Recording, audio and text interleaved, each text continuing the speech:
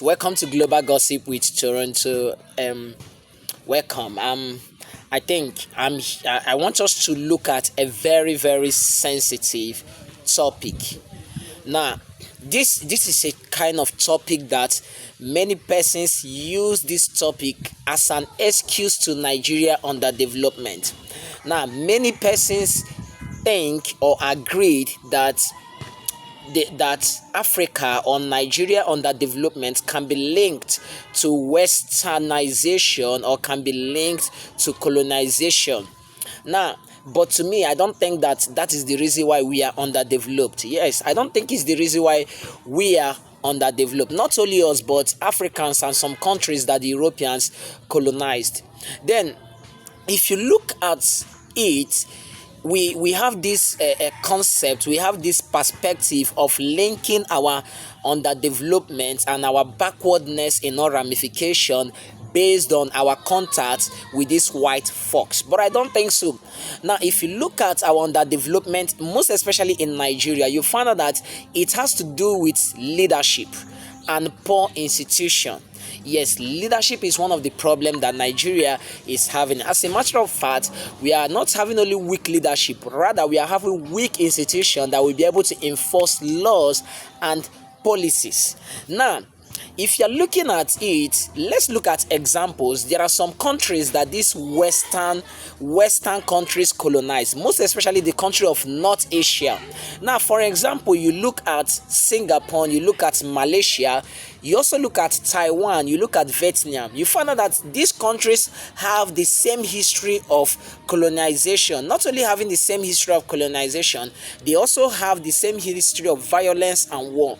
But look at them in this 21st century. Look at their economy. They are faring well. They are doing well. As a matter of fact, their per capita income is close to 30,000 per dollars per capita income, compared to Nigeria that is struggling with a per capita income of close to not up to $2,000 per head. Now, if you look at these countries, you find out that these countries have really invested in education, invested in export-oriented policy, in technology, and with good leadership. Take a look at Singapore and Malaysia. Now, Singapore and Malaysia share the same history of colonization with that of Nigeria. Now, how do they say the same history? They have their own share of colonization from the British, the same British that colonized us. But Singapore was able to transform from third world country down to developed country. Now, what another example we need to use? Let's come to Africa. Botswana. Botswana is an African country.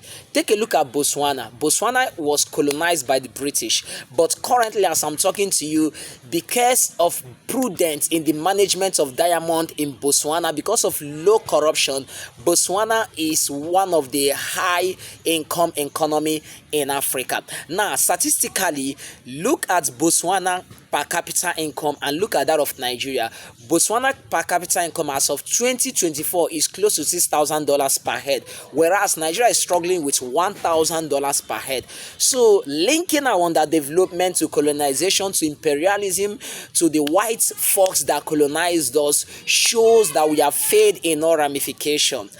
Now, another point that we need to raise in terms of this is that, look, now, when the British colonized Nigeria, when Lagos was the capital of Nigeria, look at the record of infrastructure development that was recorded in Lagos State. Now, coming back to us again. Now, let me ask a question. Now that these Western countries, they are no longer controlling us, they are no longer under the helms of affairs of Nigeria, why is it that we fail to develop? Why is it that our leadership have failed us in all ramification? Why is it that our security is nothing to write home about? Why is it that our development in terms of per capita income have been stagnated? Now, statistically, look at Nigeria per capita income right from 2024 to 2026. You find out that there have not been any drastic change.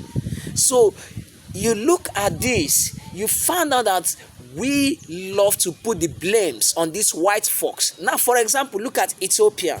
Ethiopia is one of the countries that was not colonized by any Western power, but Ethiopia is very poor. As a matter of fact, Ethiopia is a poor country. It's an African country. They don't have any share of colonization or any kind of share of imperialism. So with these few points of mine, I believe that Nigeria problem is leadership.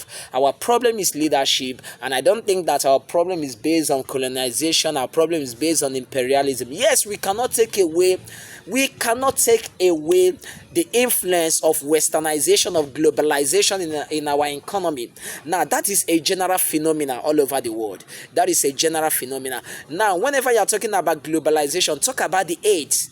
The aids that we receive from this Western country. We receive a lot of aid. We borrowed a lot. As a matter of fact, you find out that most of the monies that they are giving to us, we also embezzle this money without using it to cater for the people, without using it to provide social goods and amenities for Nigerians. So I don't think that we need to blame them. Reasons because these Western countries have really done well in terms of improvement, in terms of creating wealth for us. But the problem is, what our leaders doing?